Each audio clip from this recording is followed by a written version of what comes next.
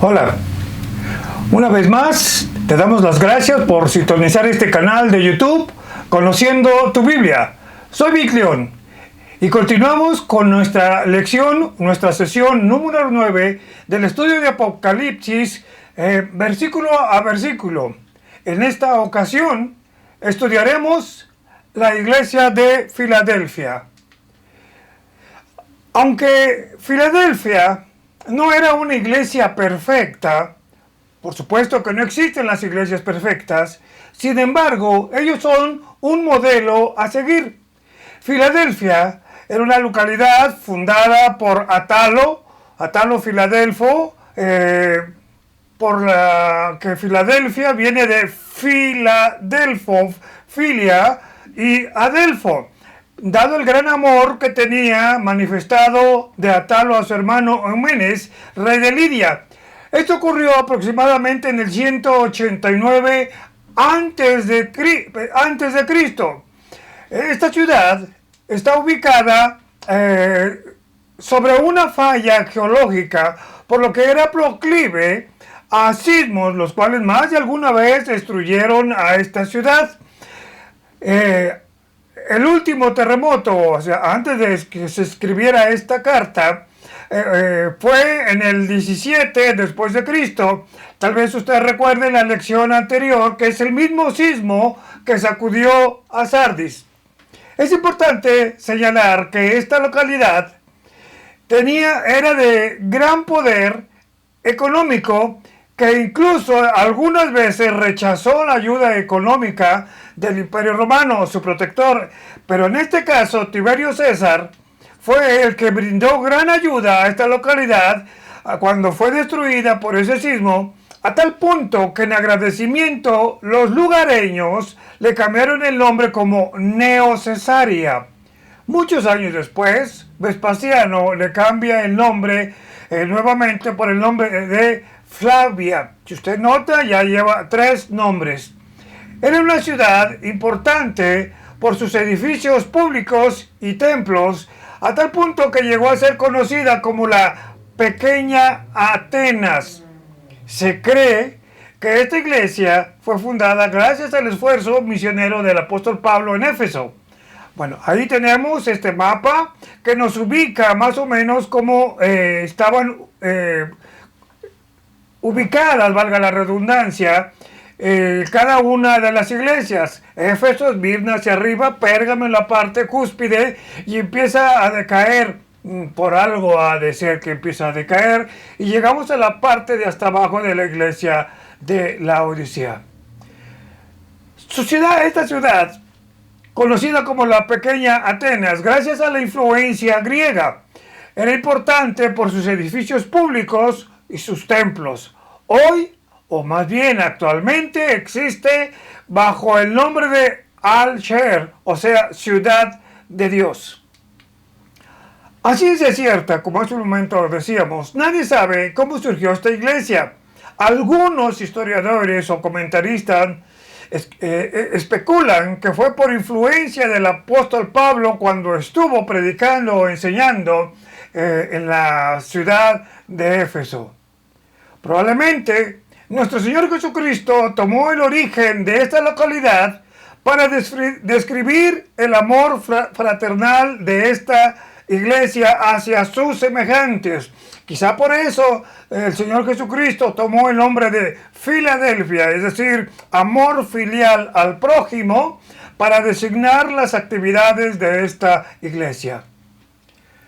La mayoría de los comentaristas bíblicos sitúan proféticamente esta iglesia entre los años 1700 y 1800, es decir, el siglo XVIII y el siglo XIX, considerada una de las grandes épocas de misiones y de misioneros. Por ejemplo, tenemos a William Carey en la India, a Henry Martyn en Persia o Irán, a Robert Morrison y a Hudson Taylor en la China, a Adoniram Hudson en Birmania, a Samuel Crowther en Inglaterra y a David Livingstone en África. Por supuesto que había muchos más, a tal punto que se estima más de 15.000 misioneros alrededor del mundo a finales de la centuria del siglo XIX e inicio incluso del siglo XX. Estamos hablando de los primeros 50 años de la época de 1900.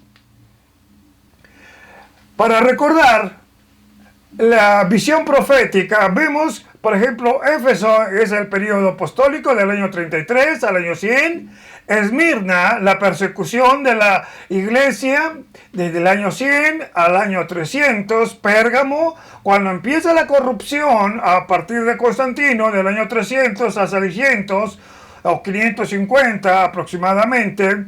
Luego tenemos el auge del romanismo en el año 600 al 1500, Sardis, que es la época de la Reforma, entre el año 1500 al 1700, y entramos a este periodo, el periodo misionero, de 1700 a 1850, a algunos dicen que hasta 1950. Estas fechas no son exactas, son aproximadas para considerar los periodos de la historia de la iglesia. El destinatario dice: escribe al ángel de la iglesia de Filadelfia. Jesús se dirige personalmente al pastor de la iglesia de Filadelfia. Una vez más, vemos que la responsabilidad de la enseñanza recae en los ministros o pastores encargados de la enseñanza dentro de la congregación. El remitente.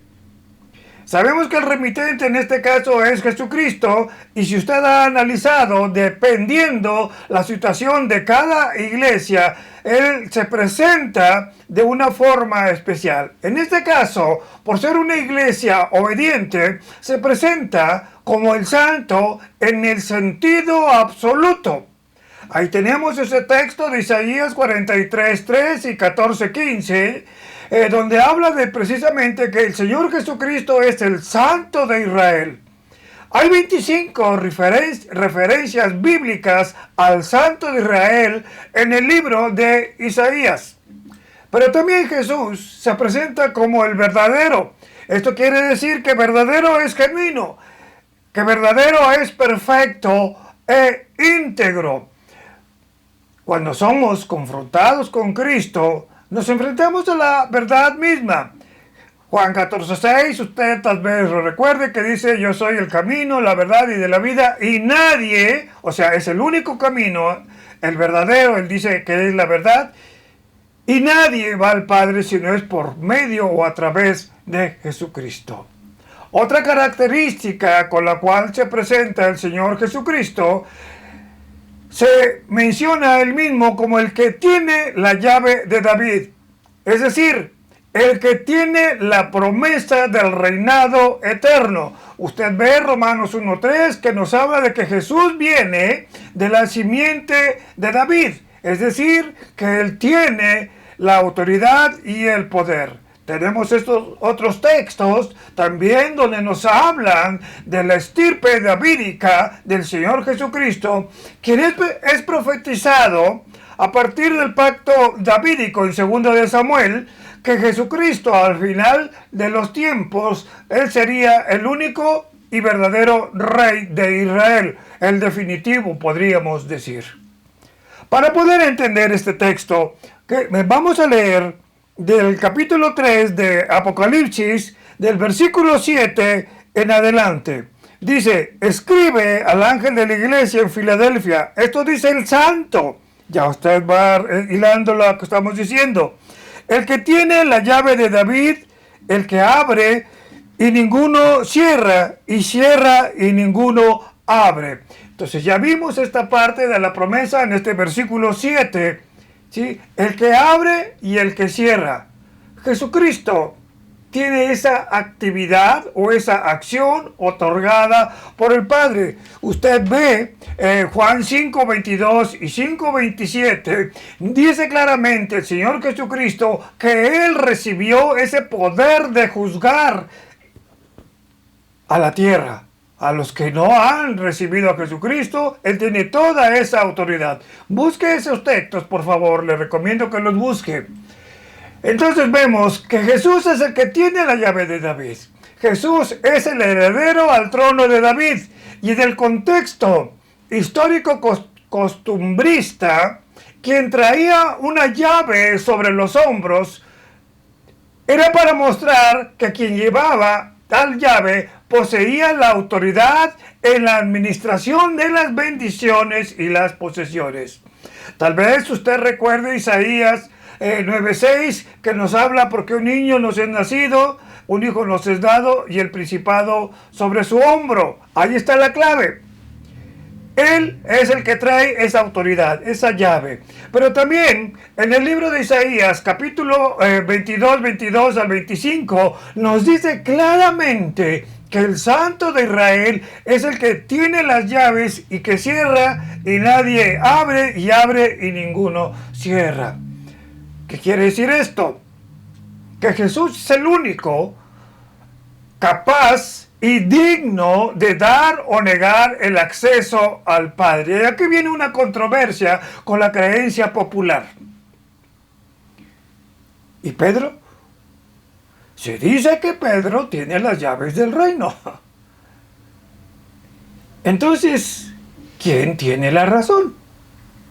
La Biblia me dice, tanto en el Antiguo Testamento como en el Nuevo Testamento, que Jesús es el que tiene la llave con la cual cierra y nadie abre, o abre y ninguno cierra. ¿De qué nos sirve tener muchas llaves? Y entiéndase como ecumenismo, si solo una sola llave es para abrir. Por eso Jesucristo es el que tiene esa autoridad absoluta para abrir y cerrar. Una cualidad que solo le compete al Señor Jesucristo. Y usted lo puede comprobar también en esos textos mencionados en el libro de Hechos, 1 de Corintios, 2 de Corintios, ahí están los textos, y Colosenses, donde abre precisamente que Dios a estos evangelistas les abrió puertas. Note usted esto, el Señor les abrió puertas para que el mensaje del Evangelio, el mensaje de salvación, llegara a toda la gente en todas las localidades. A esas puertas se refiere este texto. Y viene la aprobación del Señor Jesucristo. Yo conozco tus obras. Le está diciendo el Señor Jesucristo a esta iglesia: sé quién eres, Filadelfia, y sé cómo es tu trabajo. ¿Sí? La iglesia de Filadelfia tenía obras de peso en su caminar cristiano. Poseía un conocimiento íntimo de su Señor. Por eso, si usted nota, no hay reclamo alguno. Usted recordará que cuando vimos la iglesia de Sardis, el Señor Jesucristo es bastante fuerte contra esta iglesia, y al igual con la iglesia de Tiatira, diciendo que sus obras no tenían peso y que no eran perfectas. Y entiéndase perfectas, no por impecabilidad, sino que eran obras, en este caso como las de Filadelfia, obras conforme al corazón de Dios. Y por esa fidelidad, el Señor Jesucristo le abre la puerta a la iglesia de Filadelfia para la predicación del Evangelio a otros lugares. ¿Qué quiere decir esto? Que la iglesia de Filadelfia envió predicadores a varias localidades. Hay una denuncia, pero no una denuncia recriminatoria, más bien yo lo tomaría como una palabra de aliento, una palabra de reconocimiento por parte del Señor Jesucristo para esta iglesia. Le dice, aunque tienes poca fuerza, vamos a verlo en el versículo 8, porque tienes poca fuerza, has guardado mi palabra y no has negado mi nombre. Probablemente era una iglesia pequeña. Y aquí hay algo interesante que estamos viendo en estos últimos tiempos. Generalmente una iglesia pequeña, una iglesia de sana doctrina, generalmente tienden a ser pequeñas. En esta porción, aunque alaba las obras de la iglesia, no indica qué o cuáles obras. cabe hacernos una pregunta como creyentes. ¿Cuáles serían las obras que debo tener como integrante de una iglesia, las cuales no tengan reprensión por parte de Cristo y que al contrario sean alabadas por el mismo Señor? A mí me impacta el texto de Jeremías 6:16 que dice que regresemos a las sendas antiguas, es decir, que nos dejemos de todas esas novedades que hoy están surgiendo y volvamos al origen de la palabra de Dios. Esta supuesta debilidad, cuando le dice, aunque tienes poca fuerza, esta supuesta debilidad más bien nos enseña a depender de Dios. Y esta iglesia, en esa poca fuerza o en esa supuesta debilidad, nos está enseñando la dependencia de Dios. Pero también algo más que llama la atención aquí. He aquí, yo entrego de la sinagoga de Satanás a los que dicen ser judíos. Estoy leyendo el versículo 9. Y no lo son, sino que mienten. He aquí yo haré que vengan y se postren a tus pies, está hablando a la iglesia de Filadelfia, y reconozcan que yo te he amado. Al igual que la iglesia de Esmirna, aquí también los judíos eran opositor al cristianismo, pero en este caso Dios promete que tales personas en su momento, en su tiempo, reconocerán a Jesucristo como Salvador y se postrarán ante Él gracias a la prédica de esta iglesia. Y me llama la atención, regresando un poquito atrás, dice, y aunque las obras no son acumulables para salvación, las obras guardan relación con las bendiciones terrenales y galardones en el cielo únicamente para los redimidos. Es por eso que con base a esta obediencia dice que ha puesto esa puerta abierta. Pero también les reconoce el Señor Jesucristo a esta iglesia su fidelidad. Les dice, versículo 10, por cuanto has guardado mi palabra de mi paciencia, yo también te guardaré de la hora de la prueba que ha de venir. Note usted esto, por favor, la prueba que ha de venir sobre el mundo entero para probar a los que moran sobre la tierra.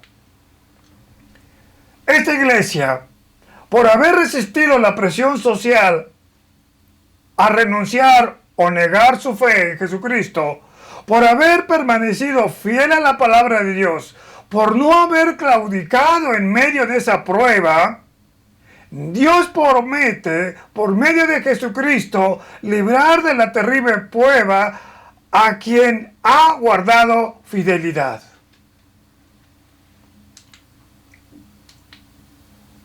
Una prueba que ha de venir sobre el mundo, no para la iglesia.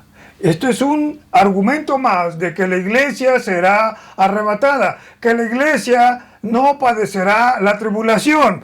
Claramente lo dice aquí, la prueba que ha de venir sobre el mundo entero para probar a los que moran, es decir, a los que queden después del rapto, los que queden en esta tierra cuando la iglesia ya haya sido arrebatada, son los que van a sufrir esta prueba. Pero también le dice en el versículo 11, he aquí, yo vengo pronto. Esto habla de un inminente regreso del Señor Jesucristo. Y mientras Él regresa, vea usted esta parte, mientras Él regresa, dice, retén lo que tiene. Estoy citando el versículo 11 del capítulo 3 de Apocalipsis. Retén lo que tienes para que ninguno tome tu corona. Hay un texto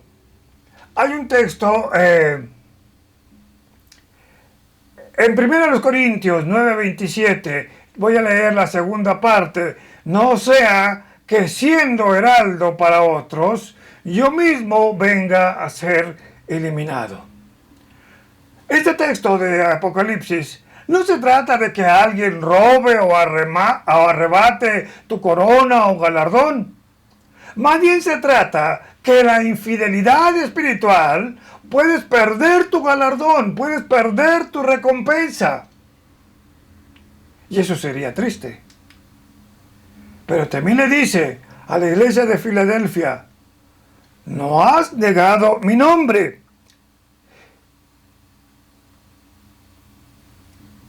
A pesar de que Filadelfia cambió su nombre en varias ocasiones, esto traía presión social y religiosa. Pero esta iglesia, a pesar de esos cambios sociales, permaneció firme. Por eso les dice a estas personas, yo las entrego a los que se dicen ser judíos, pero no lo son. Esta es una exhortación, estoy regresando al versículo 9, sino los que se dicen ser judíos. ¿Por qué? Porque según Romanos 2, 28 y 29 y Gálatas 3, el verdadero judío es el que tiene la fe de Abraham. El verdadero judío no persigue a los seguidores de Jesús, no persigue al Mesías. Una acción divina contra los judaizantes está hablando. El verdadero judío, como lo repito,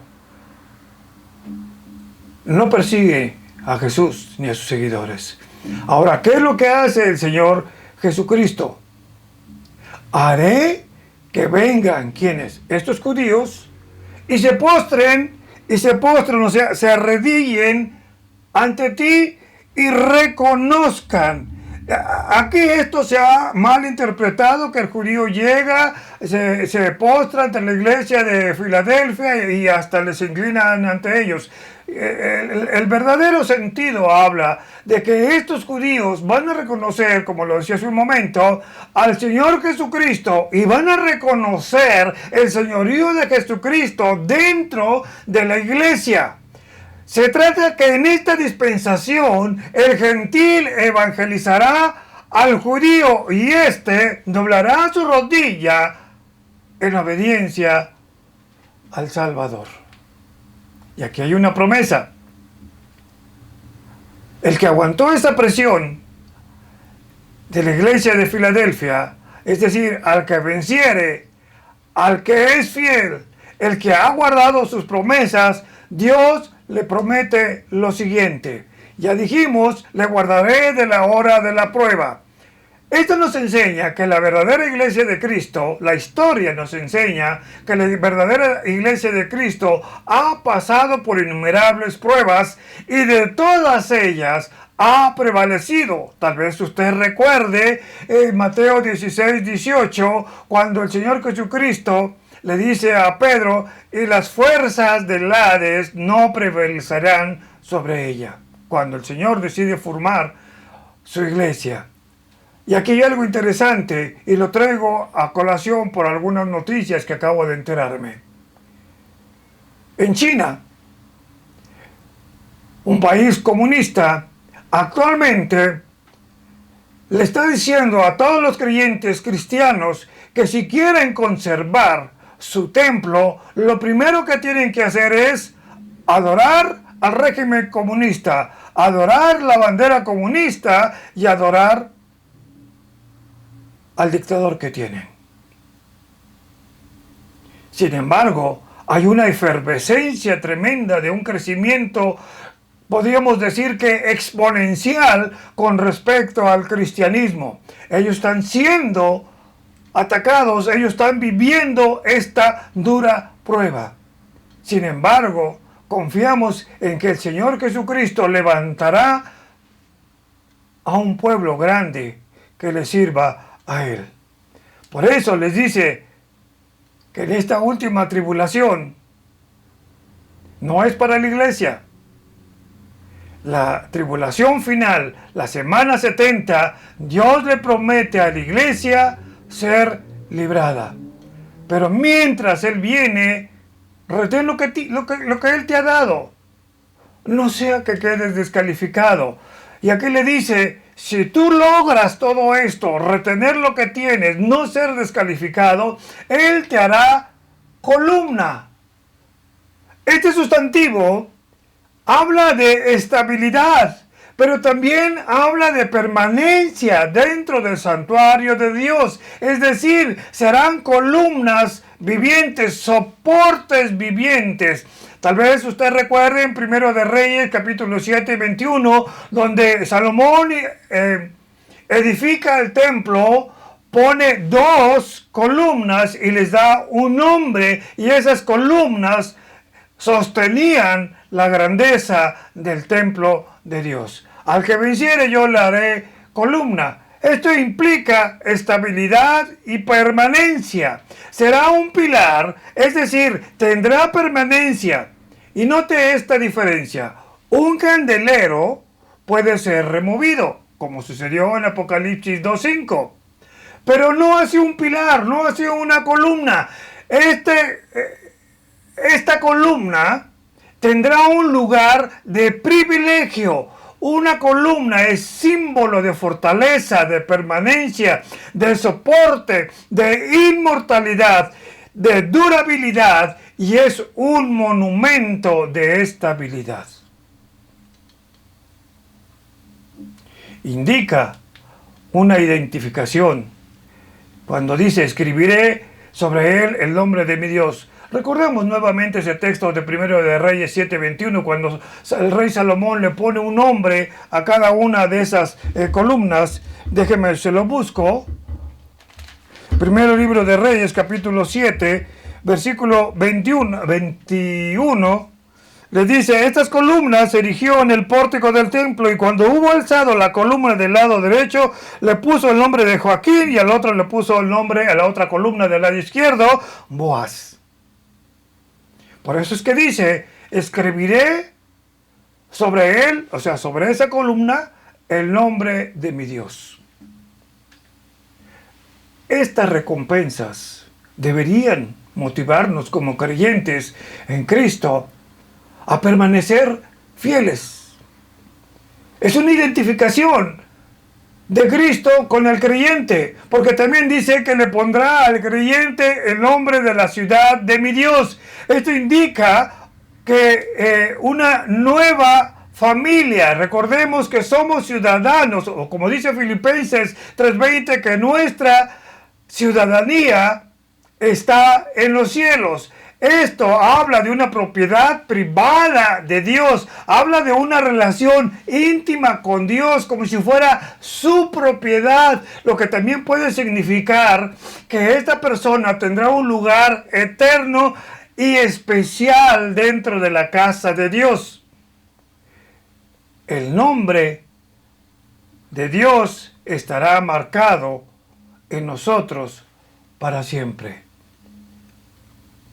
El nombre de la ciudad de Dios habla de una nueva creación, de una nueva ciudadanía. Filipenses 3:20, donde el apóstol Pablo nos habla de una ciudadanía nueva. Esto es, una nueva comunidad a la que el cristiano ahora pertenece. Y eso se va a hacer realidad cuando usted y yo estemos en la presencia de Dios. Y esta ciudadanía y esta ciudad se detalla ampliamente en el capítulo 21 del libro de Apocalipsis. Pero también les dice que tendrían ese nuevo nombre, pero ese nombre aún no ha sido revelado. El nuevo nombre por el cual tendremos el privilegio de llamarle al Señor refleja esa gloriosa revelación de una persona. Y aquí hay algo interesante. Ningún comentarista bíblico o teólogo ha podido discernir esta parte de este versículo. ¿A qué nombre se refiere? ¿A qué nombre de la ciudad se refiere? Por lo que bien podría ser que tengamos en el cielo, usted y yo, un nuevo nombre que denote nuestra funcionalidad como cristiano, tal como lo fue en el caso de Abraham o de Jacob, que Dios les tuvo que cambiar el nombre de acuerdo a los planes de Dios, o como Saulo.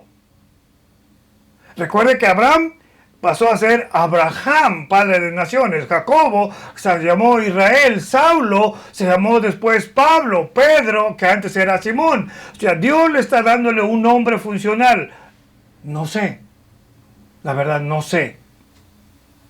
Si usted o yo tengamos un nombre nuevo funcional, lo que sí sé es que va a ser un nuevo nombre.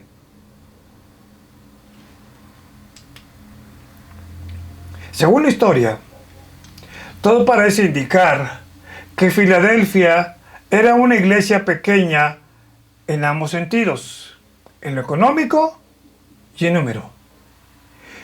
Y me encanta esta parte porque el Señor Jesucristo toma una vez más del entorno de una manera didáctica para enseñar. En este caso, Filadelfia era un lugar sísmico e inestable, con bellos edificios, y ahí el Señor le dice, Filadelfia se mueve,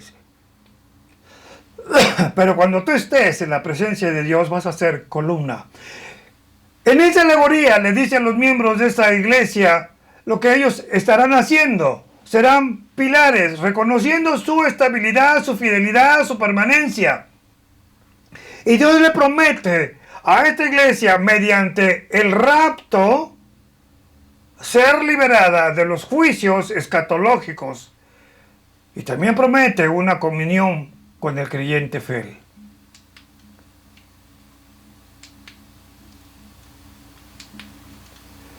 Dios promete a esta iglesia, conocida como Iglesia del Amor Fraternal, que lo caracterizó, un lugar especial. ¿Por qué? Porque su testimonio fue grande. Una iglesia que llevó el candelero en alto, que alumbró a los demás y esperó con ansias el regreso del Señor Jesucristo. Y aquí termina la palabra de Dios. El que tiene oído, oiga lo que el Espíritu dice a las iglesias. ¿Qué me está enseñando Filadelfia? ¿Quieres ser bendecido? Obedece. Obedece lo que te dice la palabra de Dios. ¿Quieres llevar en alto el candelero que Dios te ha entregado? Sencillo. Obedece a la palabra de Dios. Aquel predicador grande, conocido, Charles Spurgeon, dijo lo siguiente en una de sus predicaciones: todo creyente o es un misionero o es un hipócrita. Es un mensaje antiguo, el de Filadelfia. Una puerta que sigue abierta. Es por eso que sigue vigente este mensaje para las iglesias de hoy. Gracias por su atención a este mensaje de la iglesia de Filadelfia, a este estudio de la iglesia de Filadelfia, y una vez más te pedimos tu apoyo, obsequiándonos un like o suscribiéndote a este canal. También no olvides de compartir estas enseñanzas del libro de Apocalipsis, por favor, para que la tierra sea llena del conocimiento de su gloria. Dios te bendiga.